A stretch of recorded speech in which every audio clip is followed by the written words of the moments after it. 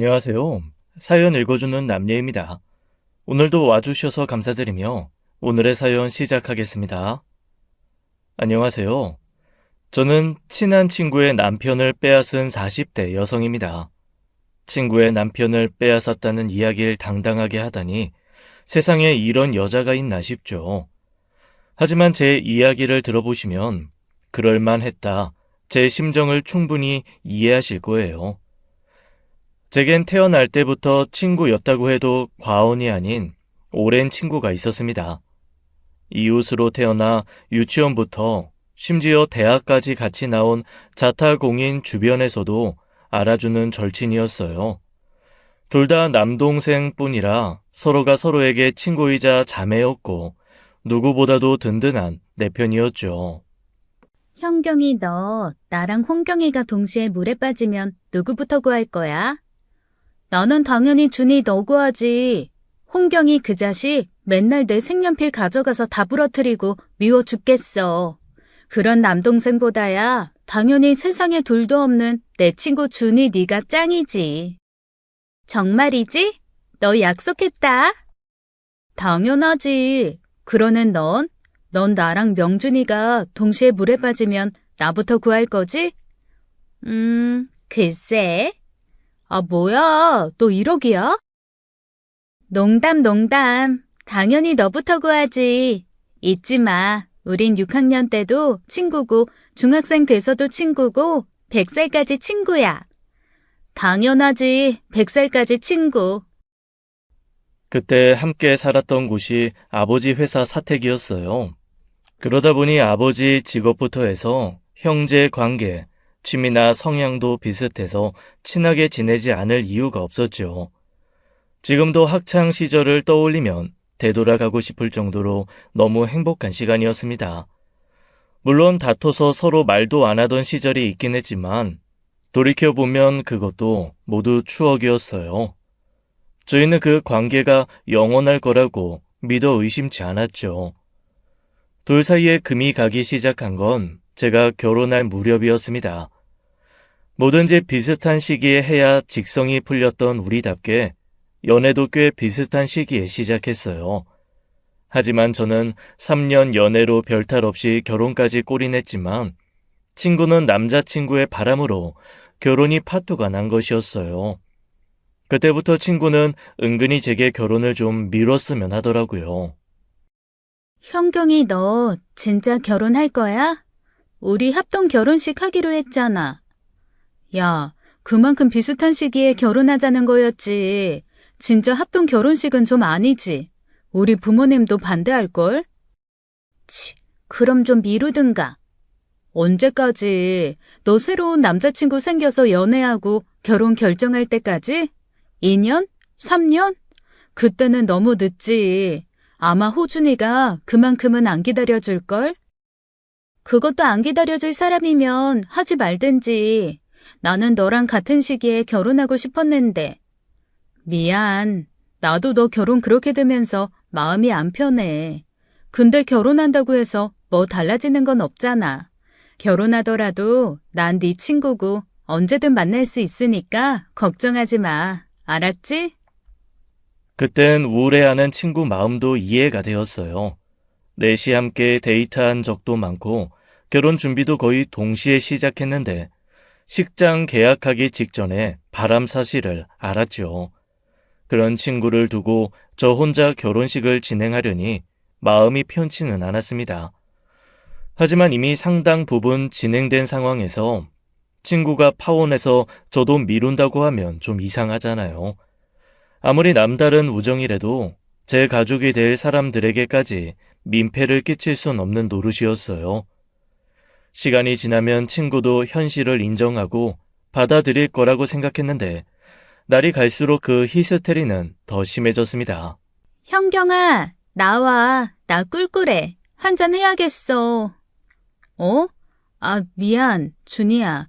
지금 시부모님 와 계셔서 나가기가 좀 그래. 뭐? 지난주에도 오셨다면서 또 오셨단 말이야? 너네 시부모님은 뭐냐? 신종 시집살이지 그게 별개 시집살이야? 아, 짜증나. 그럼 나 누구랑 술 마시라고. 그럼 나 그냥 너네 집에 가서 마시면 안 돼? 어? 우리 시부모님 와 계신다니까? 계시면 뭐, 며느리 친구가 며느리 좀 만나러 왔다는데 내가 가서 은근히 쫓아내줄게. 준이야, 다음에 보자.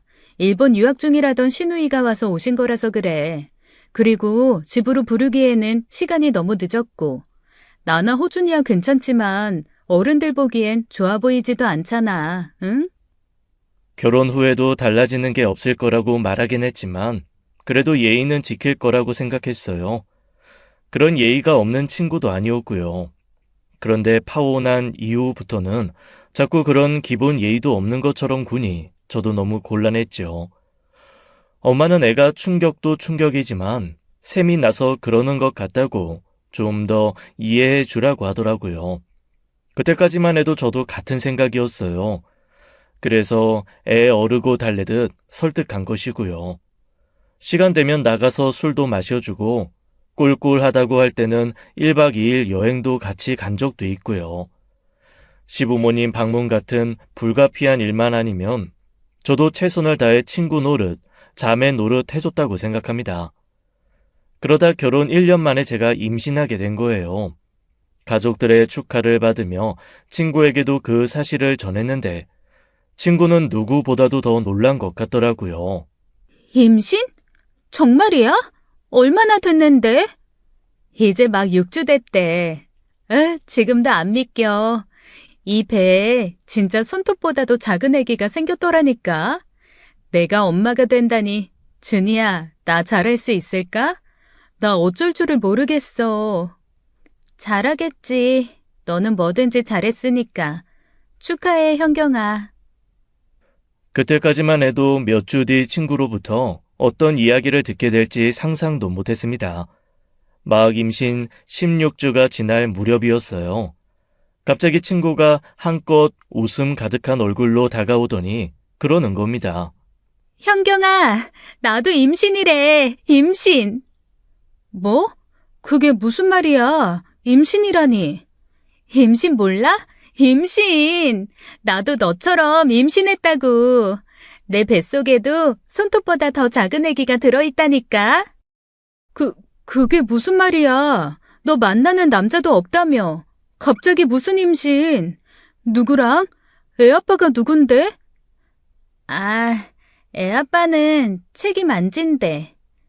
야, 박준희. 그게 무슨 말도 안 되는 소리야.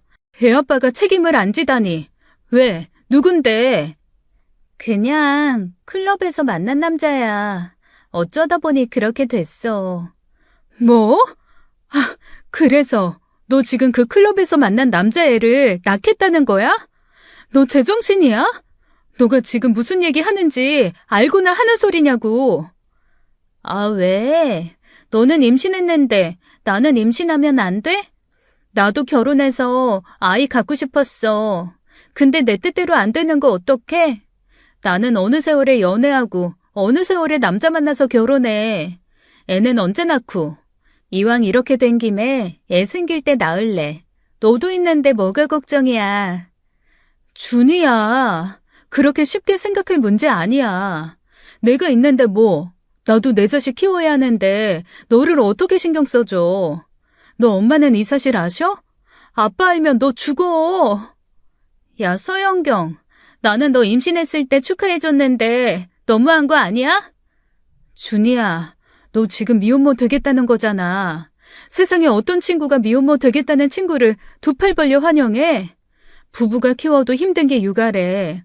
우리 사촌 언니는 하루에 12번은 애 울 때 같이 운대. 형부는 제대로 잠도 못 자고 출근해서 잔소리 듣는 게 일상이고. 부모가 둘이어도 힘든 일을 너 혼자 어떻게 하려고 그래? 혼자서도 충분히 해. 우리 엄마도 나랑 명준이 충분히 잘 키웠잖아. 우리 아빠나 너네 아빠나 어디 육아에 그렇게 적극적인 분들이었어? 서로서로 공동 육아하면서 버틴 거지. 우리도 그렇게 하면 되잖아. 친구는 제 말을 귓등으로도 듣지 않았어요.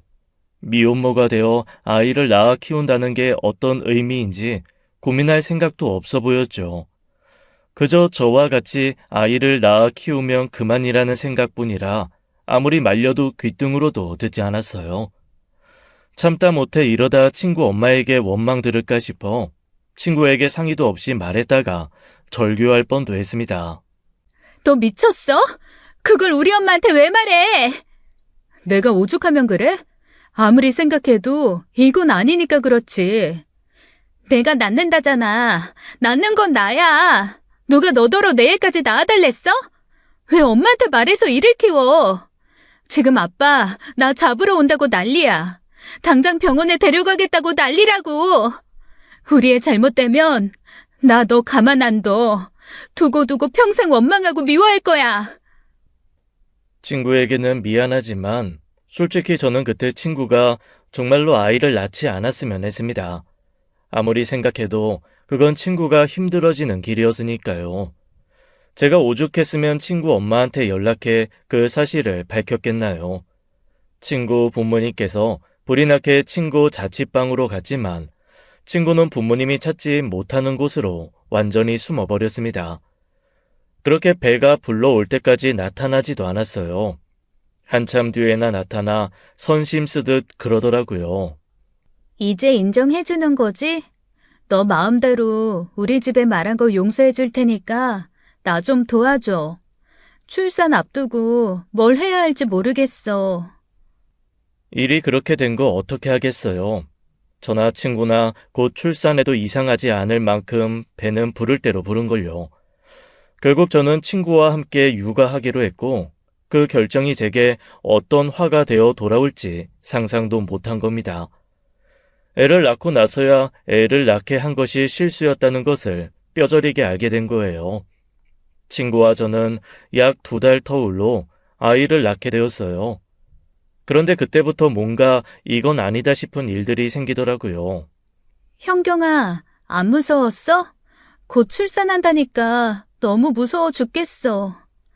그냥 이 또한 지나가리라 그렇게 마음먹어. 어떻게든 될 거야. 해보니까 별거 아니야. 그러니까 사람들이 둘째, 셋째도 낳지. 분명 힘들겠지만 못 견딜 만큼 힘든 건 아니니까 걱정하지 마. 그럴까? 잘할 수 있겠지? 근데 현경아, 너는 출산할 때 호준 씨가 와 있었어? 그치. 예정일 전후로 연찬해서 같이 기다리다가 운 좋게 날짜 잘 맞춰서 나왔어. 나도 내 옆에 누가 있었으면 좋겠는데 괜히 남편 없이 혼자 낳으러 왔다고 병원에서 무시받는 거 아니야? 야, 그런 말이 어딨어. 세상에 뭐 모든 여자가 남편 데리고 애 낳아? 들어보니까 오히려 귀찮다고 둘째, 셋째 때는 오지도 말라고 한대. 그래도 옆에서 누가 같이 있어주면 힘이 나긴 할 건데. 내가 그날 보고 우리 유리 엄마한테 맡기고 갈 수 있으면 갈게. 그러지 말고 현경아, 호준 씨한테 좀 부탁하면 안 돼? 하루만 내 보호자로 좀 빌려주라. 뭐? 준이야, 그건 좀 아니지. 뭐가 아니야. 그냥 내 출산일에 보호자로 옆에 있어주기만 하면 되는 건데. 나 진짜 너무 무서워서 그런단 말이야. 아무리 친한 친구 사이여도 지킬 건 지키자. 엄마 아빠도 계시고 시간 되면 나도 올 수 있다는데 내 남편 빌려달라는 건 좀 그렇지. 내 남편은 무슨 죄야? 내가 오죽하면 그러겠니? 오죽하면. 그래서 내가 힘들다고 했잖아. 여자 혼자 애 낳는 거. 내가 어떻게든 하루는 시간 내볼게. 그때는 친구가 출산을 앞두고 너무 겁을 먹어 한 말이라고 생각했어요. 얼마나 무서웠으면 그런 말이 다 나왔을까 싶어 안쓰러운 마음도 있었고요. 하지만 남편에게도 그건 예의가 아니라는 생각에 딱 잘라 거절했고 그 뒤로도 그걸 후회해 본 적은 없습니다. 그렇게 친구도 무사히 아이를 낳게 되었는데 그 후로 친구의 도가 지나친 요구는 점점 더 많아지더라고요.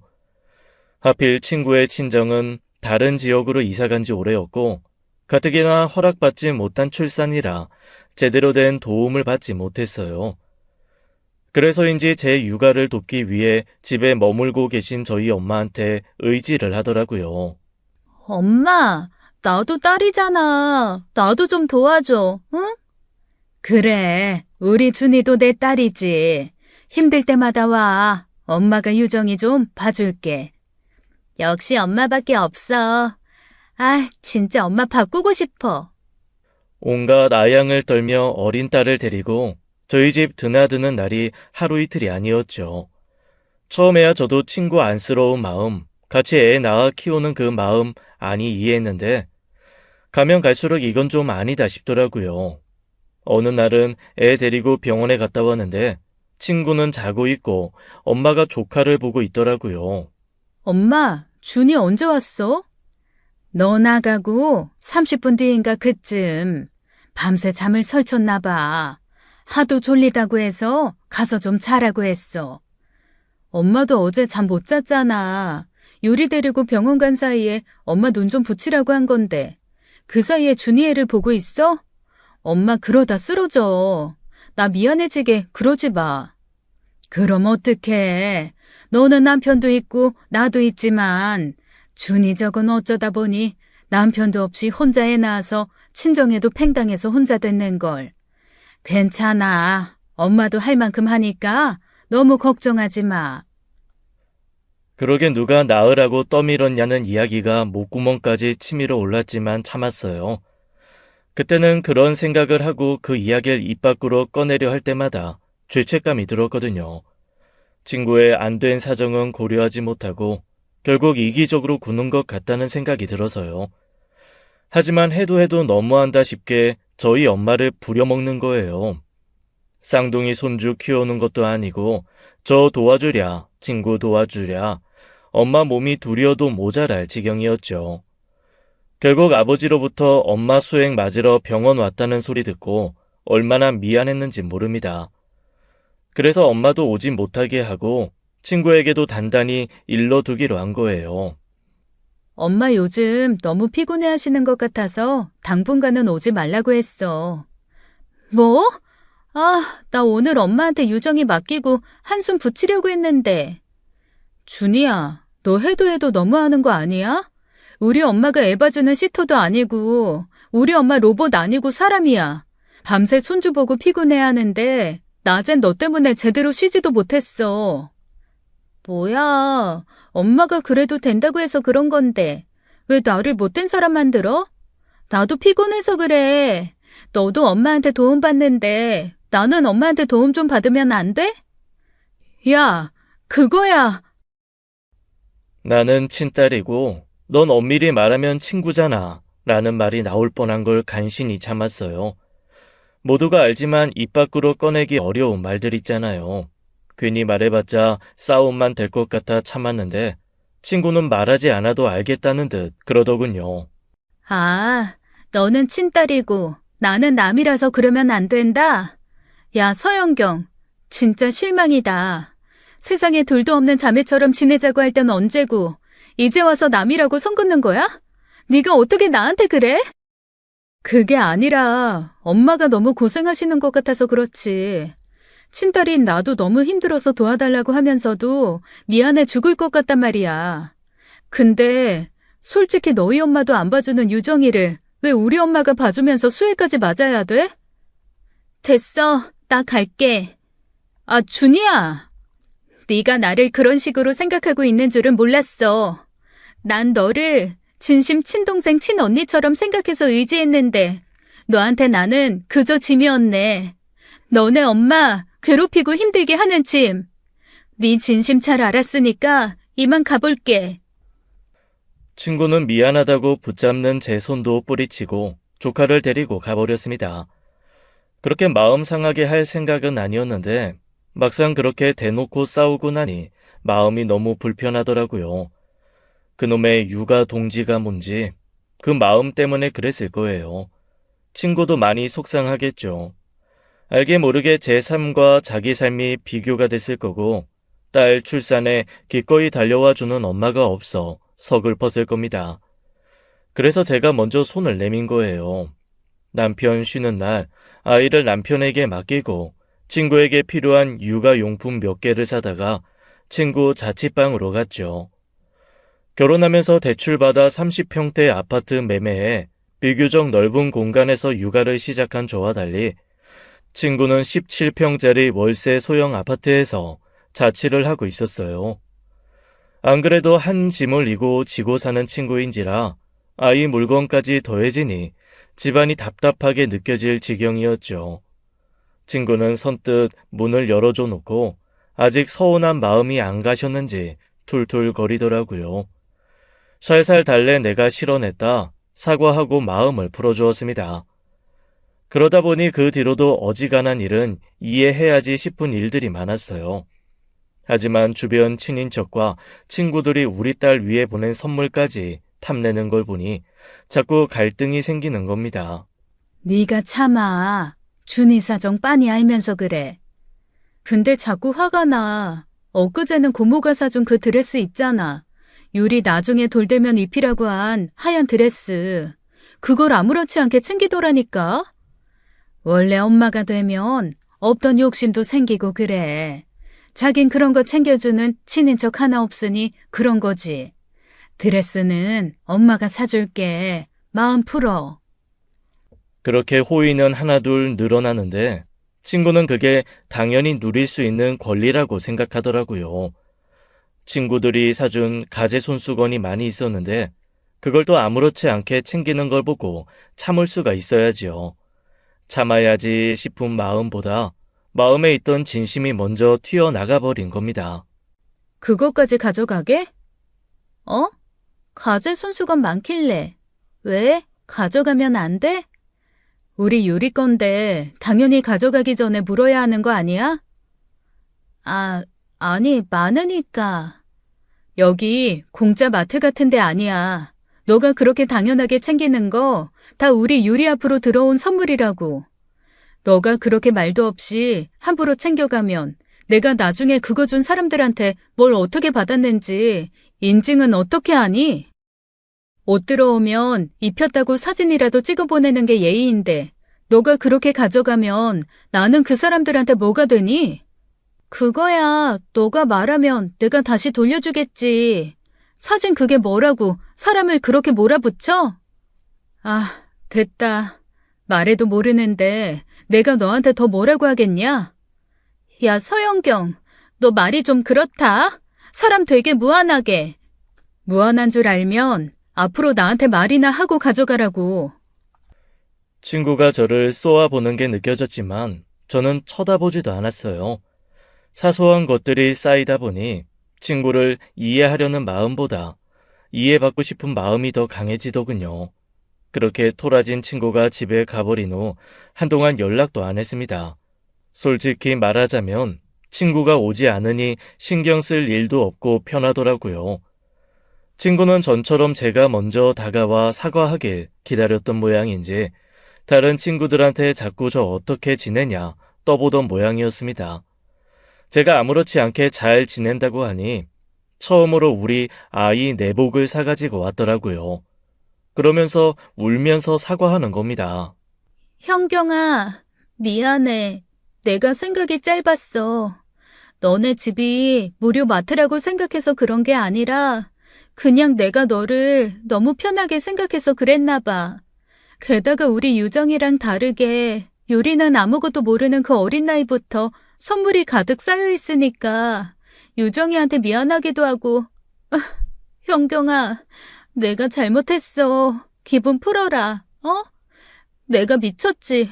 왜 그렇게 중요한 걸 놓치는지. 이게 다 산후 우울증인가 봐. 사과 한번 받기 힘든 친구에게서 그런 이야기를 들으니 저도 별 수 없더라고요. 그만하면 됐다 싶기도 하고 앞으로 주의하겠다 했으니 저도 받아준 것이었습니다. 그런 일들은 앞으로 일어날 일에 비하면 너무도 사소한 일이었어요. 언젠가부터 제 눈에 거슬리기 시작한 것이 있었습니다. 애들은 신생아부터 몇 번이나 얼굴이 바뀐다고 하잖아요. 처음에는 몰랐는데 점점 가면 갈수록 제 아이와 친구의 아이가 닮아가는 겁니다. 2달 차이다 보니 둘이 같이 눕혀두면 제 딸이 좀 더 잘 먹어 살이 오른 아이처럼 보이는 것이었어요. 유모차를 가지고 나가면 쌍둥이 같다는 이야기도 종종 들었고요. 그럴 때마다 친구는 싱글벙글 웃음을 띤 얼굴로 그랬죠. 너랑 내가 자매처럼 자라서 그런가? 우리 애들도 자매같이 자라려나 봐. 이거 우리가 어렸을 때부터 꿈꿔왔던 거 아니니? 친구가 정상적인 결혼을 하고 저처럼 아이를 낳았으면 저에게도 기쁜 일이었을 겁니다. 하지만 친구가 혼자서는 전혀 육아하지 못하는 상황인데다가 애까지 닮았다니 영 듣기 좋은 소리는 아니더라고요. 게다가 저를 더 신경 쓰이게 한 건 친구 딸 등에 난 점이었어요. 신생아 때는 그 점이 희미의 몽고점인 줄만 알았는데 자라면서 점점 짙어지더니 그냥 딱 봐도 점이더라고요. 그걸 얼마 전 친구 대신 목욕을 시키다 발견했는데 모양이나 위치며 남편 점과 똑같은 겁니다. 모르는 사람한테 사진 찍어 보여주면 같은 사람 점이라고 생각할 정도로요. 세상에 이런 우연의 일치도 있나 그런 멍청한 생각부터 하게 되더라고요. 어쩌면 두려웠던 것 같습니다. 제가 품고 있던 의심이 현실이 되는 순간 제 세계는 완전히 무너져 버릴 테니까요.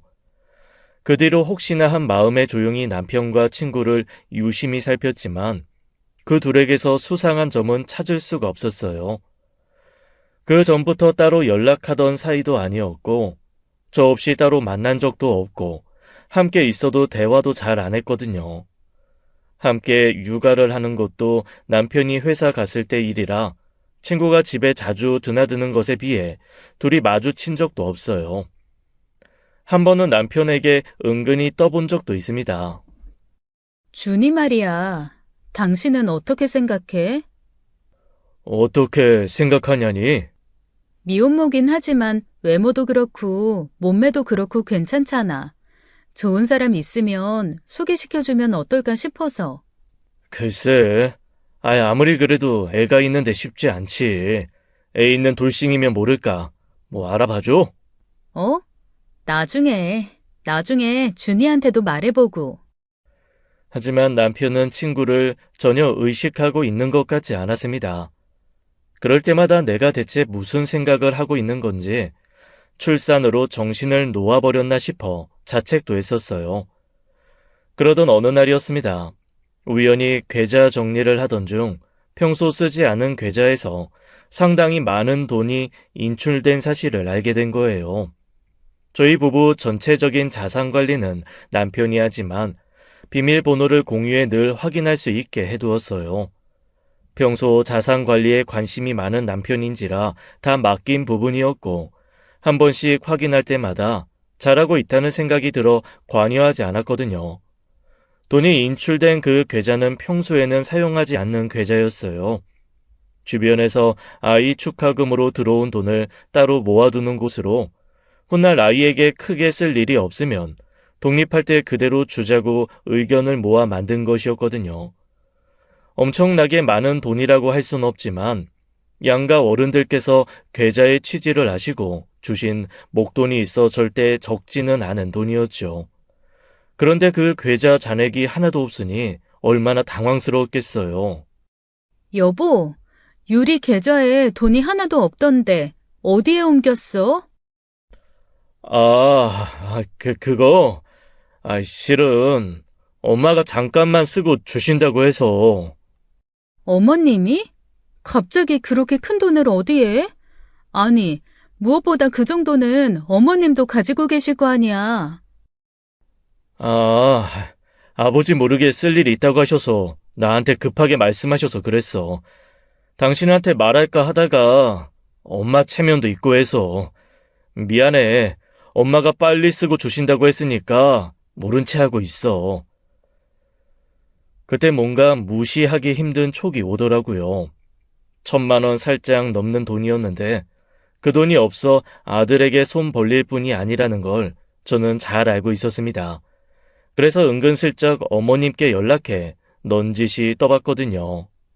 어머님, 혹시 아버님이랑 같이 있으세요?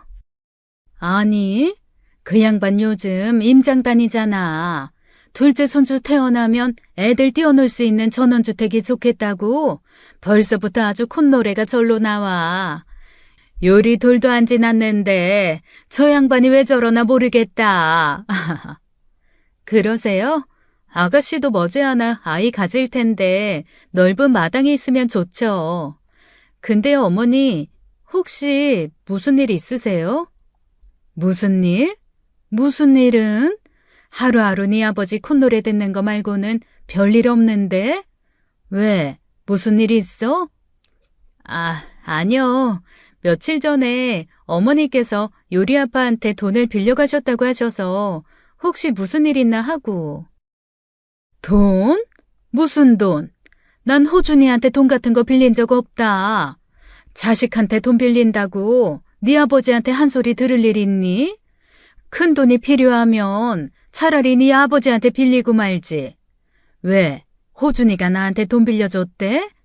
이놈의 자식이 또 어디서 사고를 치고?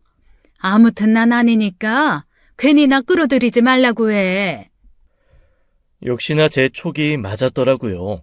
그 돈은 시댁에 들어간 돈이 아니라 남편이 개인적으로 쓴 돈이었죠. 그러니 제가 가만히 있을 수가 있나요? 어떻게든 추궁해 그 돈의 행방을 알아내야겠다고 결심하던 차였습니다. 그날 친구가 저희 집에 온 순간 그 행방을 알 것 같았지만요. 뭐야? 그 가방? 나 이번에 큰맘 먹고 질렀잖아. 전부터 가지고 싶었던 가방. 이게 비싸다고 모셔놓을 가방도 아니고 강남 엄마들이 기저귀 가방으로 쓰는 가방이래. 어때? 예쁘지? 너가 무슨 돈이 있어서 그런 가방을 사? 야, 너 나 무시해? 전부터 넣고 있던 적금 있었단 말이야. 딱 이번에 만기돼서 유정이한테 쓸 거 빼놓고 진짜 큰맘 먹고 산 거야. 두고두고 쓰다가 나중에 유정이 물려줘야지. 전 그때 확신이 들었습니다. 그 돈이 그 돈이구나. 남편이 내 딸에게 들어온 축하금을 빼다 친구 줬구나 하고요. 그렇다면 하나만 남은 것이었어요. 대체 왜 남편이 친구에게 그 돈을 줬어야만 하는지 그 답은 쉽게 나오지 않았습니다. 아니, 이미 답을 알면서도 그것만큼은 아니길 간절히 바라는 마음에 인정하지 못한 것 같아요. 그날 저녁 남편이 왔고 저는 단도직입적으로 물었습니다. 그 돈 준이 줬어? 어? 우리 계좌에 있던 돈 말이야. 그거 당신이 준이 준 거야? 그게 무슨 말이야? 유리 엄마, 그게... 왜? 왜 준이를 줬는데? 돈 필요하대? 그럼 나한테 말했겠지. 당신이 준이한테 돈 줄 이유가 뭐가 있어? 그것도 유리 계좌에 손대면서까지. 현경아, 그게... 아니지? 그거 아니지? 현경아... 설마... 남편은 순식간에 식은 땀까지 흘리며 당황하더라고요. 현실은 너무나 잔혹했습니다. 제가 절대 아닐 거라고, 아니여만 한다고 생각했던 일이 결국 제 눈앞에 현실이 되어 나타난 거예요. 딱 한 번만 도와달랬어. 그러면 더는 애 가지고 협박하는 일도 없을 거라고. 내가 원해서 그렇게 된 거 아니야. 나도 당신한테 듣고 기절하는 줄 알았어. 준희 씨가 당신 문제로 고민이 있어 만나자고 했고 그냥 술 한두 잔 하다 보니까 유리 엄마, 나 진짜 실수였어. 진짜 딱 한 번, 진짜야. 세상에서 가장 믿었던 그 두 사람이 제 뒤통수를 아주 시원하게 후려친 것이었죠. 저와 비슷한 일을 겪어보신 분들은 아실 겁니다. 남편도 남편이지만 저는 친구에게 정말 말도 못할 정도의 분노를 느꼈어요. 100번 양보의 남편은 언제고 여자 문제를 일으킬 수 있는 사람이어도 친구가 저를 배신할 일은 없을 거라고 호언장담할 수 있을 만큼 믿음이 강했던 사이니까요. 저는 그 길로 남편도 뿌리치고 친구 집에 쳐들어가서 문을 두드렸습니다. 남편에게 연락을 받은 건지 한참이 지나도 나오지도 않더라고요. 애 우는 소리는 들리는데 문이 열릴 기미가 보이지 않아 소리쳤죠. 야, 박준희, 당장 나와. 네가 어떻게 그래? 어떻게 네가 내 남편을 건드려서 애를 가져? 정말 온 힘을 다해 고래고래 소리를 질렀어요. 아마 그 아파트에 사는 모든 사람이 다 들었을 겁니다. 시끄러워도 차마 문 밖으로 나올 수가 없었을 거예요. 세상에 그런 끔찍한 말이 어딨나요? 친구 남편을 건드려 애를 가진 여자라니요. 저 여잔 미치지 않고 용케 버티고 서 있다 그랬을 겁니다. 나와! 당장 나와! 결국 친구는 문을 열었는데 보조 걸쇠를 걸어놨더라고요. 정말 돌아버릴 지경이었습니다. 저는 그 좁은 문틈 사이로 손을 넣어 친구 옷을 붙잡았고 다른 손으로는 머리채를 잡았어요. 현경아, 진정해. 진정하고 내 말 좀 들어봐. 너가 사람이야? 너 사람 아니야. 어떻게 건드릴 사람이 없어서 친구 남편을 건드려? 어떻게? 내가 오죽했으면 그랬을까? 나도 막막해서 그랬어. 나도 너랑 같이 결혼도 하고 애도 가지고 그 순서 좀 갖추고 싶은데 그게 안 돼서. 잘못한 거 알아. 실수였어. 평생 사죄하면서 살게. 한 번만 용서해주라. 이것 좀 놓고. 뭐? 사죄? 용서? 이 미친년이. 딱 하룻밤의 실수. 남편과 친구의 말을 한마디로 정의하자면 그랬어요. 하지만 그게 하룻밤의 실수였는지 여러 날의 실수였는지 아니면 고의였는지 그걸 어떻게 압니까? 이미 배신의 실체인 애가 버젓이 나와 있는데요. 전 무엇보다도 내 딸과 친구의 딸이 이복 자매라는 사실이 너무 끔찍해 견딜 수가 없었어요. 자매처럼 지내자고 하더니 딸들을 진짜 자매로 만든 친구의 행태가 소름 끼칠 지경이었죠. 남편은 무릎이 닳도록 빌며 듣기 싫은 말만 짓거리더라고요. 진짜 하룻밤의 실수야. 진짜라고. 유리 엄마, 제발 나 좀 봐주라, 나 당신이랑 유리 없이는 못 살아. 아버지는 어떻고, 나 맞아 죽어. 우리 아버지 성격 알잖아. 조준율이 좋네. 하룻밤 만에 애도 생기고.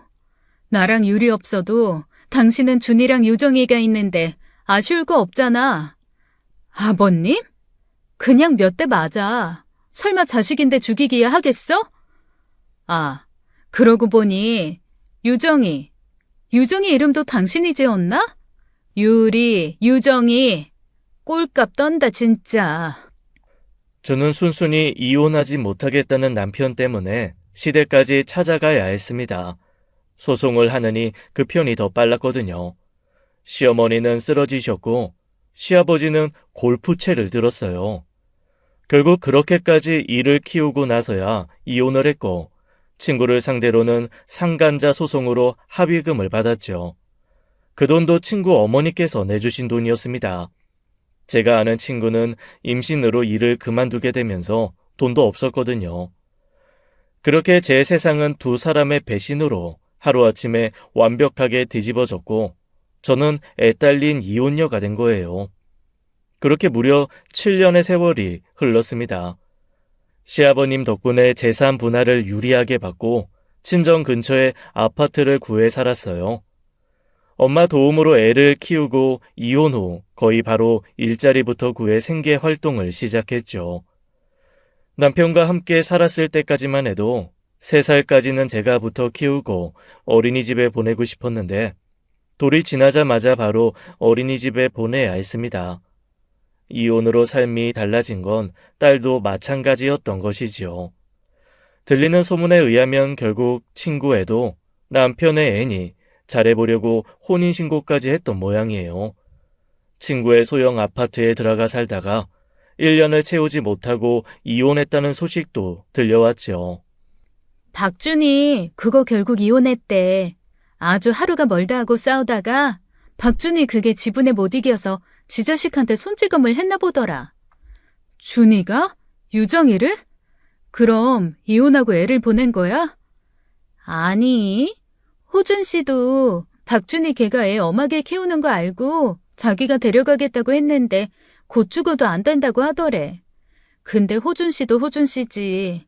진짜 애 생각하고 키울 마음 있었으면 소송이라도 하지 않았겠어? 아무리 양육권이 엄마한테 유리하다지만 준이 그게 경제력이 있니 뭐가 있니? 거기다 애한테 손찌검까지 했는데. 너 잘 헤어졌어. 듣자 하니 진짜 너무 별로더라.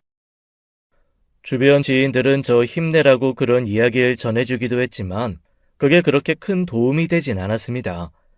시간이 흐르자 그 두 사람의 소식도 점점 들리지 않게 되었고 차라리 그게 더 낫더라고요. 들리는 소식이 없으니 더 살만해졌고 저도 제 삶을 찾아갔지요. 이혼했다던 남편에게서 연락 오는 것도 없었습니다. 처음엔 애 때문에 좀 하는 것 같더니 친구랑 혼인신고하고는 양심이 있는지 안 하더라고요. 얼마나 다행이던지요. 제게 그 후의 시간은 오로지 아이만 바라보고 산 세월이었어요. 부모님은 혼자 애 데리고 고군분투하는 딸이 안타까워 몇 번이나 선자리도 주선해 주셨지만 남자한테 심하게 대인 탓인지 결혼 마음이 안 들더라고요. 그러다 애가 6살이 될 무렵에서야 친구가 다시 재혼으로 가정을 꾸렸다는 소식이 들렸습니다. 겹치는 지인들은 남의 가정 파탄 내놓고 세상 완벽한 가정인 척하는 친구가 역겹다며 혀를 내둘렀죠. 현경아, 너 그냥 그대로 둘 거야? 걔네 남편 사랑꾼이라고 목에 완전 깁스하고 다닌대. 아주 꼴불견이라니까? 걔네 남편한테 말해야 하는 거 아니야? 됐어. 끼리끼리 만났겠지. 무슨 사랑꾼? 나 박준희 걔랑은 다시는 엮이기도 싫어. 하긴 나 같아도 보면 그냥 죽여버리고 싶을 것 같다. 박준희 같은 애가 잘 살면 안 되는데. 현경아, 그러지 말고 너도 좋은 사람 있으면 만나봐. 내가 좀 알아볼까? 아니야, 아직은 생각 없어. 생각해줘서 고마워. 그나마 위안으로 삼자면 수년이 지나도 제 편이 되어 똑같이 분노해주는 친구들이 있다는 것뿐일 거예요. 길에서도 마주치지 말자, 마주치면 내가 무슨 짓을 할지 모르겠다 그러면서 살았습니다. 그런데 그렇게 간절한 바람이 무삭하게도 그 친구를 만나게 된 거예요. 같은 지역에 살고 있으니 언제고 한 번은 마주치겠거니 하긴 했지만요. 같은 학교 같은 반은 너무했죠. 아이 학교 입학식 날 부부 동반으로 참석해 아이를 배웅하는 친구를 보며 잠잠했던 분노가 다시 이는 것이 느껴졌습니다. 저희 아이는 아버지가 없는 대신 외할머니 외할아버지도 함께 해주셨지만요. 아이는 모르겠지만 엄마만 아는 미안함, 안타까움 그런 게 있잖아요. 그럼에도 애써 모른 채 하려고 했습니다. 그 친구와 엮여봤자 제 인생만 더 피곤해지고 제 수명을 깎아 먹는 짓인 것 같았거든요. 그런데 하늘이 자꾸 그 친구에게 복수하라고 등이라도 떠미는 것 같더라고요. 친구 남편이 제가 일하는 회사의 새로운 관리자로 들어오게 된 거예요. 친구 남편은 저를 몰랐지만 저는 입학식 날 멀리서 보고 알고 있었어요. 겉으로 보기엔 상당히 신사적이고 괜찮은 남자처럼 보였습니다. 그래서 더 화가 났었던 것 같아요. 제 가정은 완벽하게 박살내놓고 멀쩡한 남자 만나 평범한 가정 꾸려 사는 게요. 그렇게 며칠 지켜봤는데 역시 끼리끼리 까마귀 노는 곳에 어떻게 백로가 가겠어요. 똑같은 까마귀 한 쌍이 만난 것이죠. 현경 씨는 싱글맘이라며? 이혼? 사별? 이혼이에요. 에이, 그래. 아이, 젊은데 남자친구는 없어? 네. 내 친구 중에 꽤 괜찮은 싱글 있는데 소개해줄까? 글쎄요. 제가 눈이 좀 높아서. 뭐 선호하는 스타일이라도 있어? 말만 해. 내가 은근 마당발이거든. 내가 다 맞춰줄 수 있는데. 일은 전부 부하 직원한테 떠넘기는 한량에 여직원만 있으면 나이가 많든 적든 기혼이든 미혼이든 일단 찝적대고 보는 사람이더라고요. 저는 순간 잘만 이용하면 이걸로 꽤 괜찮은 복수를 할 수 있겠다 싶었습니다. 친구한테 남편까지 빼앗긴 마당에 저라고 친구 남편 뺏지 말라는 법은 없잖아요. 하지만 친구처럼 추잡스러운 방법을 쓰고 싶지는 않았죠. 친구처럼 추잡해지지 않고 나름 우아한 복수를 하기 위해 머리를 좀 써야 했어요. 스타일, 키는 한 175cm 정도면 되고, 저는 안경 쓰는 남자가 지적이어서 멋있어 보이더라고요. 가끔 흡연하는 모습이 섹시해 보여서 흡연도 상관없고요. 피부톤은 좀 까무잡잡한 게 괜찮기도 하고. 어? 그래? 현경 씨 보기와 다르게 나랑 좀 통하는 구석이 있네. 뭐가요? 아, 아니야. 일하라고. 친구 남편은 제 어깨를 기분 나쁘게 한번 쥐고 사라지더라고요. 기분 좋을 겁니다. 제가 말한 특징이 딱 친구 남편이 가진 특징이었거든요. 평소 제 이상형과는 한참 거리가 먼 스타일이요. 원래 그런 사람들이 한번 김칫국 마시기 시작하면 시키지 않아도 사발로 연달아 들이키기 마련이잖아요. 그대로 제 앞에서 좀 있어 보이려고 용을 쓰더라고요. 괜히 목덜미에 뿌린 향수를 어필하겠다고 제 얼굴에 몸을 바짝 붙인다던가 멀찍이 서서 저를 보면서 담배를 피우고 있다든가 하는 그런 행동이요. 저는 직원들 앞에서는 적당히 거리를 두고 피하다가도 단 둘이 있을 때면 은근히 여지를 줬습니다. 은근슬쩍 친구 남편의 손을 스치는 가벼운 스킨십을 한다든가 별 이야기도 아닌데 친구 남편이 하는 말에 오버스럽게 웃어준다든가 하는 그런 거요. 어찌나 단순하든지 그 행동에 홀라당 넘어간 게 제 눈에 보일 정도였습니다. 그러니 때로 개인적인 연락이 오기도 하더라고요. 현경 씨, 내 문자 안 봤어? 문자요? 아직 확인 못했어요. 왜요? 내가 거래처 갈 일이 있는데 마침 김 대리가 일이 있다는데 같이 갈래? 거기가 꽤 괜찮은 드라이브 길이기도 한데 기분 전환도 하고 어때? 업무적인 지시인가요? 어?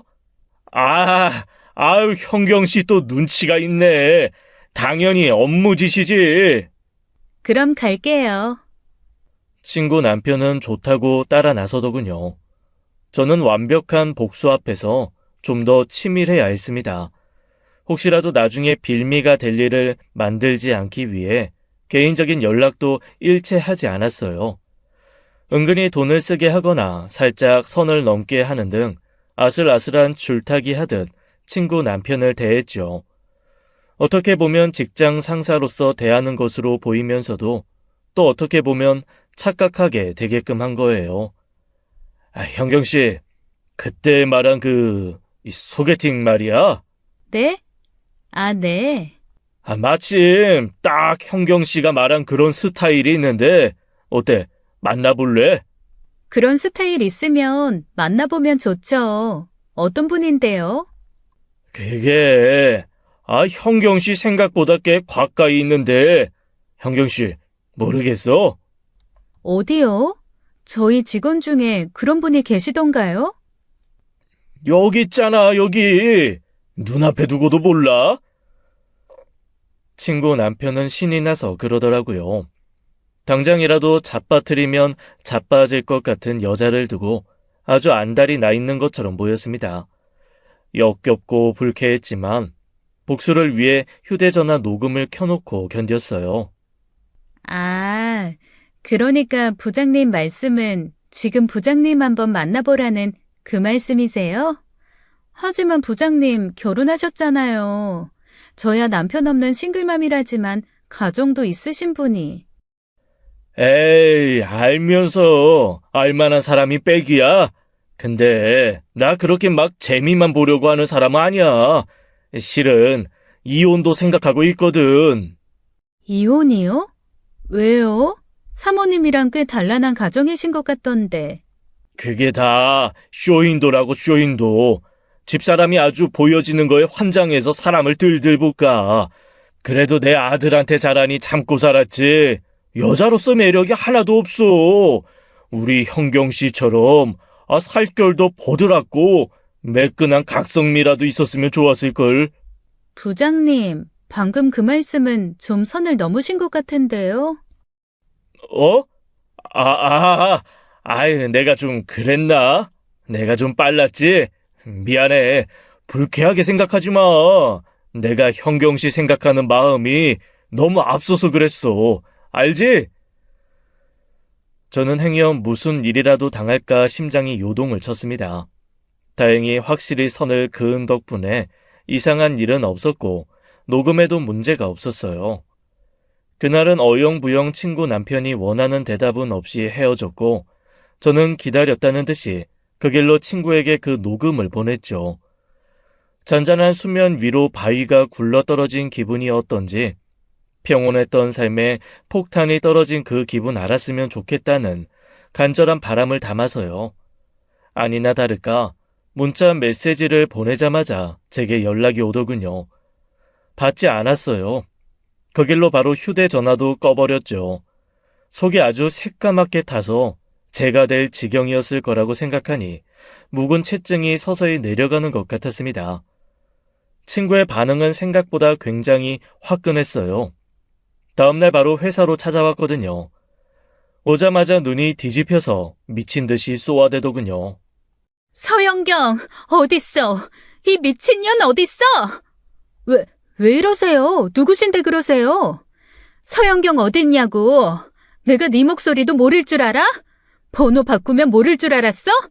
저기 있네. 야, 이 미친년아! 무슨 짓이야? 교양 없이. 교양? 지금 이 바닥에서 너 같으면 교양 찾겠니? 이 환양년! 감히 내 남편을 건드려? 내 남편을? 친구가 미친 듯이 분노하며 쏟아낸 말에 직원들이 숨죽여 놀라는 것이 느껴졌습니다. 그마저도 제가 바라던 바였어요. 저는 일부러 친구의 화를 북돋기 위해 잠자코 쳐다보기만 했습니다. 그러자 친구는 미치고 팔짝 뛸 노릇이라는 듯 어찌할 바를 모르더라고요. 혼자서 자기 남편에게 꼬리를 쳤냐, 지금 복수하는 거냐, 정말 더러운 년이다. 고맙게도 회사 직원들 앞에서 그렇게 해준 덕에 명예훼손과 모욕죄로 고소할 수 있는 빌미를 주었죠. 반면 친구는 저를 남편의 상간녀로 고소할 수 있는 건덕지가 전혀 없었습니다. 저는 친구 남편과 바람을 피운 적도 없었으니까요. 친구 남편은 혼자서 돌싱맘인 부하 직원에게 성추행한 상사가 되어 권고사직당했고 그 과정에서 그게 모두 짜여진 판이었다는 걸 알고 분노했지만 돌이킬 수는 없었습니다. 이봐요 서영경 씨, 하나만 물읍시다. 듣자하니 집사람이 당신 남편이랑 바람나 복수하는 거라던데 그게 사실이에요? 그냥 사실관계 확인 좀 확인하려고 하는 거니까 사실대로 좀 말해줘요. 글쎄요. 복수는 모르겠고 제 친구였던 부장님 집사람이 제 남편이랑 바람나서 제 남편 애를 가지긴 했어요. 제 말에 친구 남편은 눈을 부라리며 어찌할 바를 몰랐습니다. 그 뒤로 이혼했다는 소식이 들리더라고요. 제 번호로 이제 속이 좀 시원하냐는 둥, 어떻게 얻은 안정적인 가정인데 그걸 깨냐는 둥, 7년이 지났는데 이제와 너무하다는 둥, 별의별 원망의 문자가 다 왔지만 신경도 쓰지 않았습니다. 이제야 좀 복수다운 복수를 한 것 같았거든요. 7년이 지난 일이든 10년이 지난 일이든 그게 무슨 상관인가요? 제 마음속의 상처는 여전히 아물지 않았고 제 딸은 아빠 없이 살아가게 됐는데요. 할 수만 있다면 남편에게도 똑같이 복수하고 싶었지만 어디서 숨어 사는 건지 찾아낼 수가 없었어요. 평생 자기 딸 못 보고 사는 것만으로도 벌이다, 그 생각도 있었고요. 복수는 또 다른 복수를 낳는다고 하죠. 친구가 그랬습니다. 도저히 제게 복수하지 않고는 견딜 수가 없었던 모양이에요. 그것도 감히 건드려선 안 될 것을 건드리는 위험한 복수를 선택했더라고요.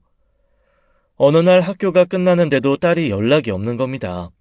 학교와 학원 픽업을 도와주고 계시는 엄마에게 연락했는데도 모르신다는 거예요. 모르다니? 그게 무슨 말이야? 학교에서 안 나왔단 말이야? 모르겠어. 학교 끝나면 항상 서 있던 곳에 없어서 애들 다 나오고 나서 들어가 봤는데 이미 다 끝났다는 거야. 유리도 이미 집에 가고. 그게 무슨 말이야? 미술학원은 가봤어? 전화해봤는데 안 왔대. 전화기도 꺼져 있고. 이게 대체 무슨 일이야? 저는 그 길로 바로 학교 담임 선생님께 연락하고 경찰서에 신고했습니다. 학교 앞으로 경찰차가 왔고 아이 친구인 부모에게 연락해 수소문을 했어요. 그런데 한 아이 엄마가 그러는 겁니다. 유리 엄마, 소율이가 그러는데 유리 유정이랑 같이 나갔다던데? 네? 유정이요? 그래, 유정 엄마한테 물어봐. 마지막까지 유정이랑 같이 있었다니까 유정이가 알 거야. 저는 그 말을 듣는 순간 눈앞이 새하얘지는 것 같았습니다. 그제야 친구의 짓이라는 걸 알았고 다리에 힘이 풀려 그 자리에 주저앉고 말았어요. 저는 덜덜 떨리는 손으로 친구에게 전화했지만 친구 핸드폰은 보란 듯이 꺼져 있었습니다. 다 죽어가는 목소리로 경찰에게 의심되는 사실을 알렸고 경찰은 곧장 친구에게 연락을 취했죠. 솔직히 그제야 후회가 좀 되더라고요. 당한 사람은 난데 그만한 복수도 못하나 싶어 억울하긴 했지만 저 때문에 딸의 신변에 무슨 일이 생긴 거라는 생각이 들자 견딜 수가 없었어요. 학교 정문에서 주저앉아 땅에 이마를 짚고 엎드리고 있었죠. 그렇지 않으면 견딜 수가 없을 것 같았거든요. 경찰은 일단 집에 가 있으라고 했지만 저는 그 자리에서 꼼짝도 할 수가 없었습니다. 준이, 유정 엄마랑 연락됐어요? 아니요. 추측만으로 위치 추적이 어려워 계속 연락을 시도하고 있습니다. 유정 엄마 맞아요. 내 딸 데려간 거 유정 엄마가 틀림없다고요.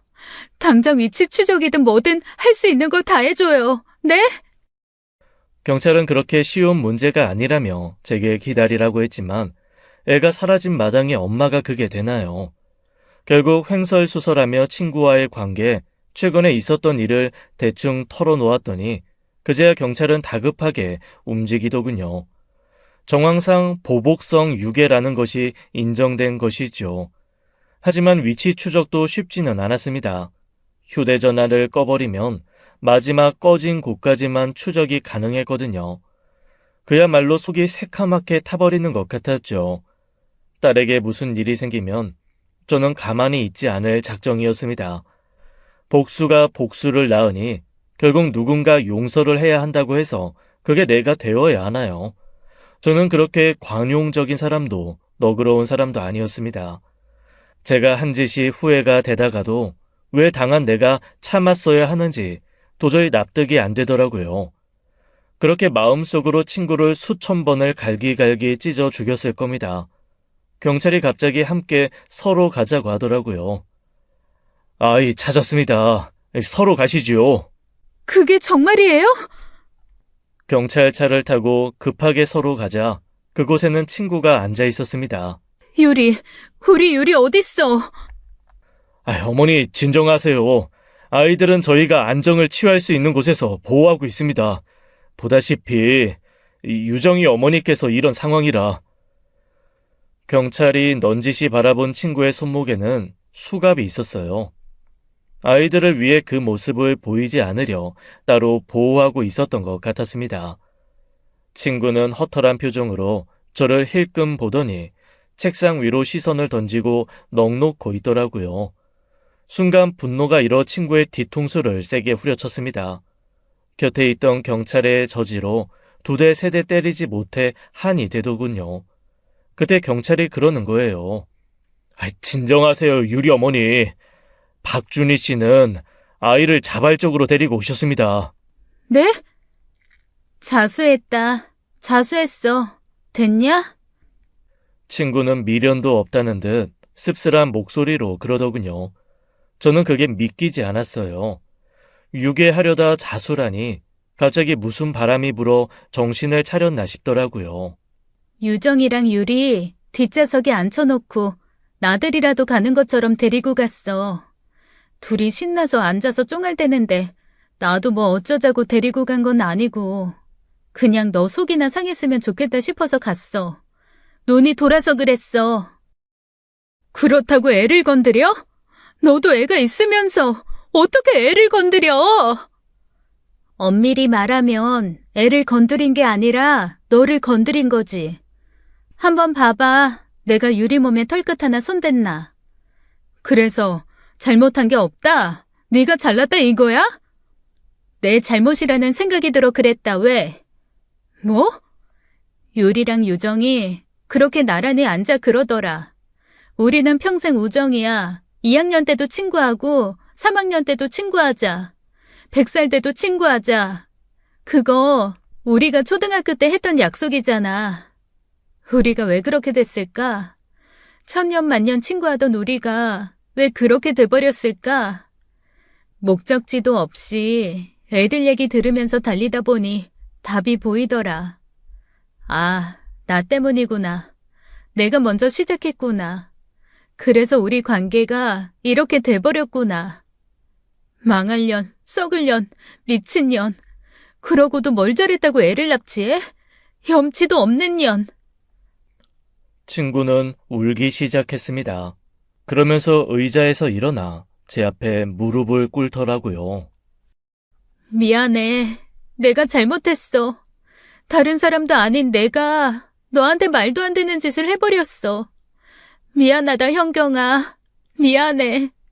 내가 괴로워할 동안 너는 얼마나 괴로웠겠니? 나 때문에 너는 얼마나 깊은 지옥에서 살았겠어. 미안해. 내가 잘못했어. 그날 친구는 진심으로 뉘우치며 사과했습니다. 그렇게 느낀 건 그 사건 이후로 처음이었어요. 자기가 살기 위한 사과가 아닌 진심으로 마음에서 우러나오는 사과요. 어쨌든 친구가 제 아이를 유괴하려 했던 건 사실이었고 그건 제가 어떻게 합의할 수 있는 사안은 아니었습니다. 아이가 스스로 유괴당하고 있다는 것을 인지하지도 못했고 아이에게 위해를 가한 건 아닌데다가 얼마 지나지 않아 자수했다는 점이 참작되어 집행유예를 선고받았죠. 그 길로 오랫동안 살던 고향을 떠나게 되었고요. 떠날 때 따로 연락은 없었습니다. 연락을 기다리지도 않았어요. 가끔 친구가 생각납니다. 친구가 그리운 건 아니에요. 친구의 사과는 받았지만 그 일로 엉망이 된 제 삶이 되돌아오는 건 아니었으니까요. 다만 가끔 그 어린 날이 그립습니다. 세상에 둘만 뚝 떨어뜨려 놓아도 어떻게 살아갈 수 있을 것만 같았던 친구와 저 둘만 있었던 그 어린 날이요. 다시 돌아갈 순 없지만 평생 그날을 그렇게 그리워하며 살겠죠. 평생 용서하긴 힘들겠지만 죽기 전 한 번이라도 친구와 웃으며 대화할 수 있는 날이 오려나요. 지금까지 사연 읽어주는 남녀였습니다. 끝까지 함께 해주신 여러분 감사드리며 저희는 다음 사연으로 돌아올게요. 감사합니다.